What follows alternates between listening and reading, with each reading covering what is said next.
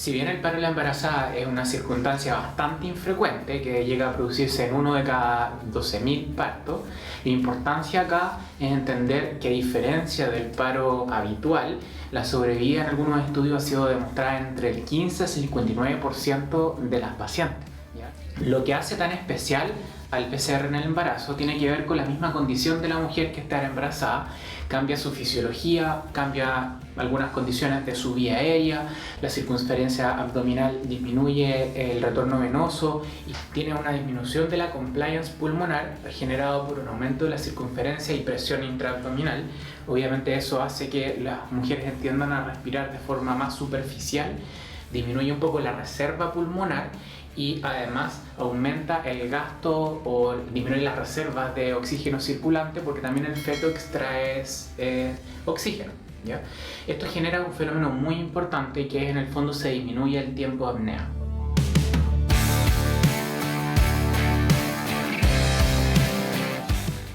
El tiempo de apnea es un concepto utilizado mucho en anestesia, también cuando vamos a intubar a un paciente, y se refiere a cuánto tiempo pasa desde que tenemos un paciente saturando 100% con oxígeno y le sacamos el oxígeno y el paciente no respira, ¿ya? En circunstancias experimentales también, si ponemos a un interno en una cama de anestesia, lo sedamos y lo bloqueamos, lo dejamos con oxígeno 100%, que saturación, le sacamos la mascarilla, ese interno le hace hombre joven sin comorbilidades, puede estar 9-10 minutos manteniendo sus niveles de saturometría por sobre 90%. Esto va cambiando en relación al perfil del paciente. Así, los niños, por ejemplo, tienden a tener 2 o 3 veces reducido este umbral de seguridad. Los obesos y las personas enfermas tienden a tener una reserva funcional y una capacidad funcional, tiempo apnea muy disminuido, y las embarazadas pasan a ser como el extremo de menor reserva funcional, porque al final tienen una condición basal como menor en relación al símil no embarazada, y al mismo tiempo tienen otro ente dentro de sí que remueve el oxígeno y disminuye el tiempo de apnea.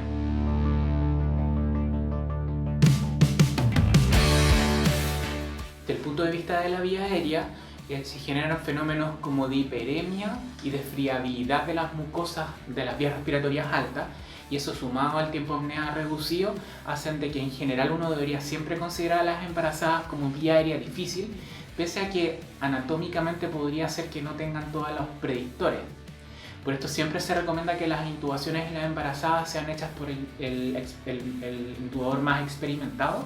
Uno debería utilizar siempre el BUI, y desde el punto de vista del paro, que es lo que estamos hablando, uno en la práctica debería incluso considerar quizás no intubarlas mientras estamos haciendo el masaje, sino más bien poner una máscara laringia y administrar el oxígeno de esa forma mientras hacemos los otros grandes y complicados pasos que siguen a continuación.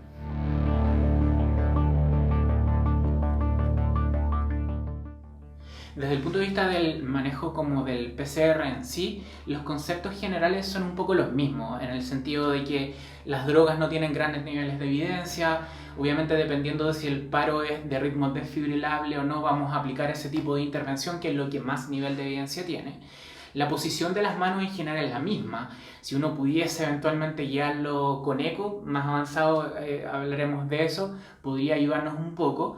Ya cuando la embarazada tiene más de 20 semanas, es decir, que podemos ver en el fondo o palpar el útero alrededor del útero, se genera un fenómeno en el cual hay una compresión de la vena cava, y eso disminuye el retorno venoso. Al disminuir el retorno venoso, obviamente para el paro es súper grave, porque es lo que más necesitamos para hacer partir el corazón nuevamente. Pero si lo piensan, también puede servirnos como tips en algunas circunstancias en las cuales necesitamos aumentar el retorno venoso. Condiciones de shock por cualquier otro motivo, una mujer embarazada que tiene un trauma importante, que está en shock séptico, que tiene una deshidratación severa.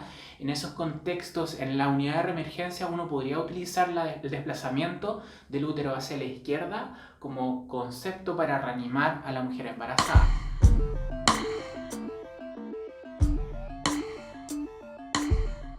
La lateralización del útero puede realizarse de 2 formas, digamos, y necesita necesariamente un tercer reanimador. vamos a tener uno que va a estar viendo vía aérea, vamos a tener alguien que va a estar masajeando y necesitamos a alguien externo que esté lateralizando el útero. Esto se puede hacer desde el lado derecho de la paciente con una mano y empujando, o al revés, desde el lado izquierdo de la paciente y tirando, para de esa forma disminuir la presión de la vena cava. Algunas veces también se dice que se podría aplicar algún tipo de cojín o algún tipo de dispositivo, sábana, que levante un poco la parte inferior derecha de la paciente para que el útero como que caiga hacia la izquierda y ayude con ese proceso del masaje.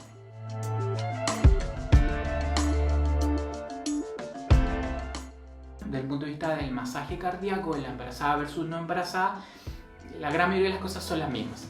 Vamos a hacer compresiones de alta calidad, necesitamos permitir la reexpansión torácica, la posición de las manos es lo mismo, la frecuencia es lo mismo. Obviamente si hay un ritmo desfibrilable lo vamos a desfibrilar y en el fondo necesitamos un poco también tener el bichito de que necesitamos oxigenar a esa paciente por todo lo que hemos conversado. ¿Qué cosas extra tenemos que agregar entonces? Es en el fondo la lateralización del útero siempre, y lo que vamos a hablar ahora, que es el tema más cruento, digamos, que es la histerectomía de rescate o histerectomía más bien de resucitación.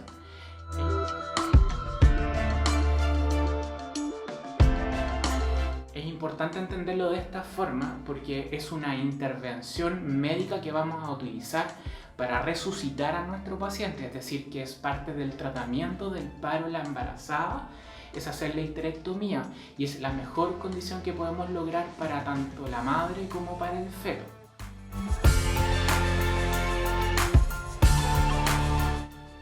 Como concepto, en el fondo, desde el punto de vista fisiopatológico, lo que hace es disminuir la presión sobre la vena cava y el retorno venoso, aumentando nuestra posibilidad de retorno a la circulación espontánea.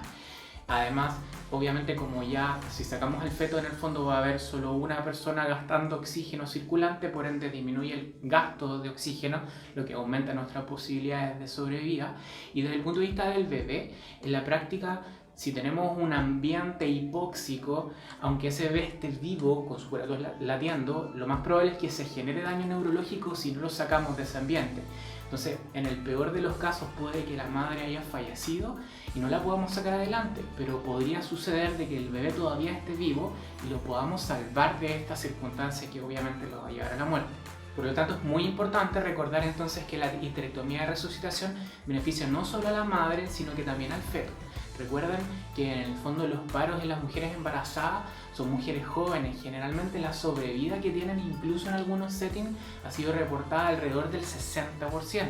Muy distinto de los paros en otros settings extrahospitalarios. Por ende, uno debe darle toda la chance de sacar adelante a ambos seres vivos.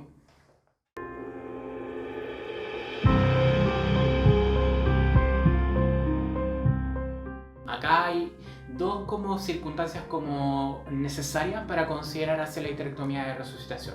Entonces, uno es que el feto sea de tamaño, entre comillas, suficiente, más que como para que sea viable, sino que como para que genere compresión de la vena cava. Por ende, si ustedes palpan que el útero está alrededor o sobre el ombligo, uno debería considerar siempre hacer el procedimiento. Y dos, entonces tenemos que tener la posibilidad de salvar a la madre. Es importante que no vayan a hacer este tipo de intervención en una mujer que llega a una sistolía de 15 minutos al servicio de urgencia. Esa mujer desafortunadamente está fallecida. Es importante entender de que generalmente uno va a poder hacer este tipo de setting de forma efectiva cuando sea un paro presenciado. En el fondo, paro que estamos con la paciente monitorizada, tiene algún tipo de complicación, y ahí desde el momento que se inició el paro, iniciamos inmediatamente el masaje. Lateralizamos el útero como nivel de evidencia muy importante, y si ya han pasado más de 4 minutos, 2 ciclos en el fondo de paro con la lateralización del útero y no hay retorno a circulación espontánea, uno debería indicar la histerectomía de resucitación con el objetivo de antes del minuto 5 desde el inicio del paro, ya que el bebé esté fuera de la madre.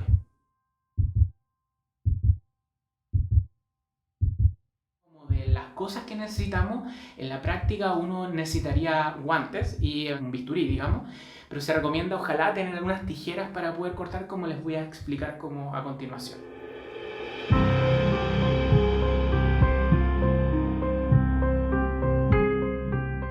una vez se hayan hecho la idea mental de que tenemos que enfrentarnos a este proceso, tenemos que tener súper claro de que nosotros no estamos haciendo cesárea como un ginecólogo, estamos haciendo una cirugía de salvataje tanto para la madre como para el feto. Por lo tanto, aquí, como les decía, ni la asepsia importa, lo que más importa es la velocidad, no se preocupen de cosas estéticas y por ende tampoco vamos a usar la intervención como más habitual, que es Phanencey, que estamos haciendo un procedimiento de emergencia. Por ende, la idea es hacerlo todo lo más simplificado y fácil posible. Vamos a entonces usar una intervención vertical que va desde el fondo del útero, la parte más alta del útero que nosotros palpemos. Esto va a ser generalmente alrededor del ombligo, puede ser por sobre el ombligo, y de ahí en el fondo hacia abajo una incisión amplia vertical que llegue hasta la sínfisis púbica. Si tuvieran en el fondo algunos retractores, lo ideal es en el fondo tratar de ir desplazándola, llegar al útero, en la medida de lo posible, acuérdense, hacia distal, en el fondo tratar de identificar la vejiga, y vamos a hacer un corte inicial en el útero, en el fondo, digamos lo suficientemente grande como para poder meter 1 o 2 dedos, ¿ya? Lo ideal aquí es que si tuvieran tijeras, entonces meten el dedo a través de la incisión que hicieron. Ustedes palpan obviamente de que no esté la manito del bebé por ahí, meten las tijeras y cortan el útero más que con el bisturí, ojalá con las tijeras en movimiento hacia distal, ¿ya?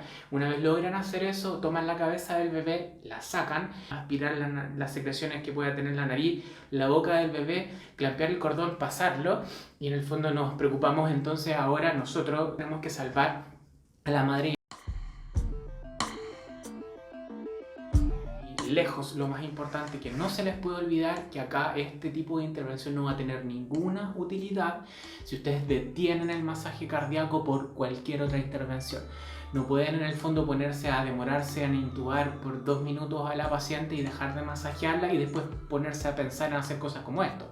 O sea, prioridad, estamos pensando de que es masaje cardíaco de alta calidad, sin interrupciones, considerando obviamente el tema de la oxigenación, lateralización del útero, y si nada de eso resulta, antes de los 4 minutos la paciente no ha vuelto a retornar circulación espontánea, intentar este procedimiento de rescate tanto para la madre como para el feto. Obviamente este tema es muy complejo, esperemos que nadie se vea enfrentado a este tipo de circunstancias y situaciones. La verdad es que no hay mucha evidencia al respecto, obviamente no hay estudios como prospectivos de embarazadas en paro y hacerles histerectomías de emergencia y cosas así, por lo que generalmente la evidencia está un poquito sesgada a estudios de menor calidad. Ahora yo les dejo aquí un vínculo con algunos de los papers que utilicé para esta presentación, y antes de irnos quería en el fondo invitarlos a visitar el canal de ultrasonografía clínica y algo más, que es un canal afín a medicina urgencia, visitar la página de Monkey Emergency Medicine, que les dejo el vínculo, una especie de blog tipo Life in the Fast Lane pero chileno, y obviamente el vínculo a MDU, que es en el fondo mi casa de estudio donde desarrollé la especialidad. Nuevamente muchas gracias por haberme escuchado.